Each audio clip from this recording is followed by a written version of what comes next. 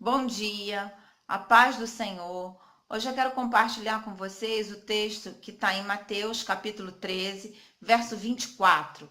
Vai falar da parábola do joio e do trigo. Então eu vou ler. Diz assim: Jesus lhe contou outra parábola. O reino do céu é semelhante a um homem que semeou boa semente em seu campo. Entretanto, quando todos dormiam, chegou um inimigo dele, lançou o joio no meio do trigo e seguiu o seu caminho. Assim, quando o trigo brotou e formou espigas, o joio também apareceu. Os servos do dono da plantação foram até ele e perguntaram: Senhor, não semeaste boa semente no teu campo? Então de onde vem o joio? Ele, porém, lhe respondeu: um inimigo fez isso. Então os servos lhe propuseram: Senhor, quer que vamos e arranquemos o joio? Ao que o Senhor respondeu: não, pois ao tirar o joio, podereis arrancar juntamente com ele o trigo. Deixai-os, pois, crescer juntos até a safra, e no tempo da colheita direi aos ceifeiros: primeiro ajuntai o joio e amarrai-o em feixes para ser queimado, mas o trigo recolhei-o no meu celeiro.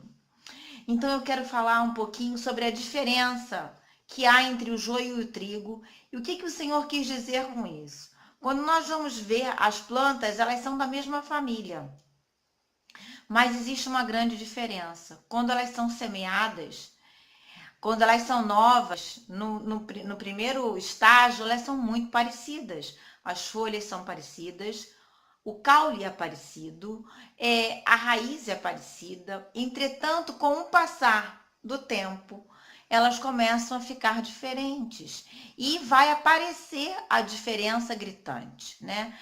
O trigo, quando amadurece, ele muda de cor. Ele se transforma, ele muda a sua cor por uma cor amarelada, meia dourada. O joio não, permanece inalterado. Então nós vemos aí que quando verdadeiramente nós recebemos o Senhor Jesus no nosso coração, há uma mudança na nossa vida, tem que haver um novo nascimento. Nós temos que nascer da palavra, temos que mudar a nossa natureza, e quem faz isso é o Senhor, é o Espírito Santo de Deus, quando nós permitimos. Nós não temos poder de mudarmos a nós mesmos. Isso é obra do Senhor, do Espírito Santo. Então, o trigo muda a sua aparência, já o joio permanece. E no tempo da frutificação, ou seja, o trigo começa a ter no seu pêndulo várias sementes alinhadas e arrumadas, e por ter tantas sementes, ele se inclina, o peso das sementes do fruto faz com que ele se incline, simbolizando o quê? Que ele deu semente, que ele frutificou, ou seja, ele se inclina num sinal o quê? De humildade, e assim deve ser a nossa vida diante de Deus. A Bíblia diz que o Senhor é a videira verdadeira e nós somos os ramos. Se nós permanecermos no Senhor, nós conseguiremos frutificar. Caso contrário, não somos capazes de fazer nada, porque para Ele, por Ele, e são todas as coisas, é o Senhor que faz tudo em nós. Já o joio, o que acontece? Na época que ele vai frutificar, ele dá na espiga dele umas bolotas enrugadas que caem antes de amadurecer, ele se desfigura na época do amadurecimento, ele fica desfigurado, se esparrama todo e permanece duro, inflexível. É assim que acontece muitas vezes. As pessoas têm aparência de estarem na presença de Deus, têm aparência que realmente aceitaram a Cristo, mas verdadeiramente a sua natureza não foi transformada, porque se recusam a abrir totalmente o seu coração para o Senhor fazer a obra. Quem faz a obra é o Espírito Santo de Deus, nem por força, nem por violência, mas pelo meu Espírito, diz a palavra de Deus. E nós vamos ver que aquela semente do joio para nada serve.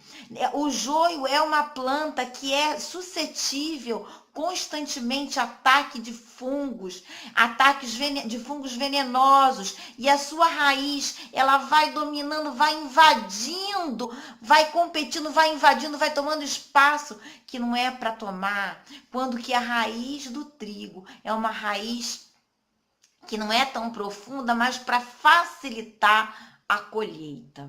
Agora, nós vamos ver isso na vida espiritual. Ou seja, quando nós estamos na videira verdadeira, nós somos realmente fiéis à palavra de Deus, temos amor em cumprir a palavra, vamos frutificar. Quando nós não frutificamos, alguma coisa está errada conosco, né? O joio é uma planta que ninguém sabe explicar até hoje porque qual é a utilidade? Não tem utilidade nenhuma, a não ser contaminar, né? O trigo, se você moer uma semente do joio junto com a semente do trigo, aquela farinha vai ser inapropriada, aquela farinha vai ser contaminada e não vai ter a propriedade que ela deveria ter.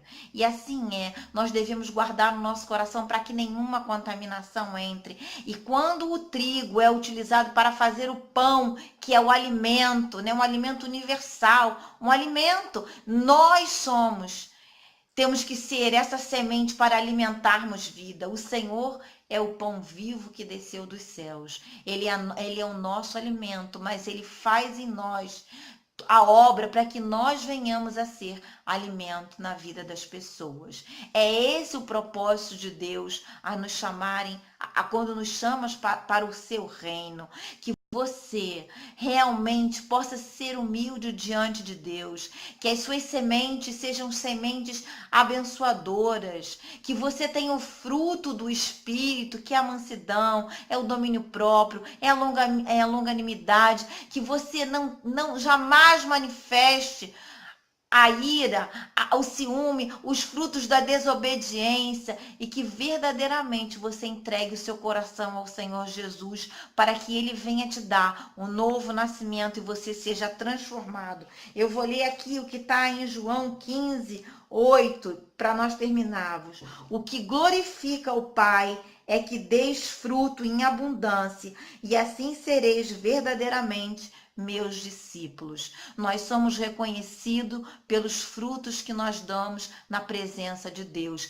E a glória do Senhor é manifesta. O nosso fruto é para a glória de Deus, não para a nossa própria glória, mas é para a glória de Deus. Que hoje você decida frutificar para a glória de Deus. Por isso, permaneça na videira verdadeira, que é o Senhor Jesus. Permaneça, aquele que me ama, cumpre os meus mandamentos. Aquele que me ama, guarda os meus mandamentos. Peça ao Senhor graça, poder e autoridade para guardar a palavra de Deus no seu coração. E que você possa frutificar e ser alimento na vida das pessoas. Em nome de Jesus. Tenha um bom dia.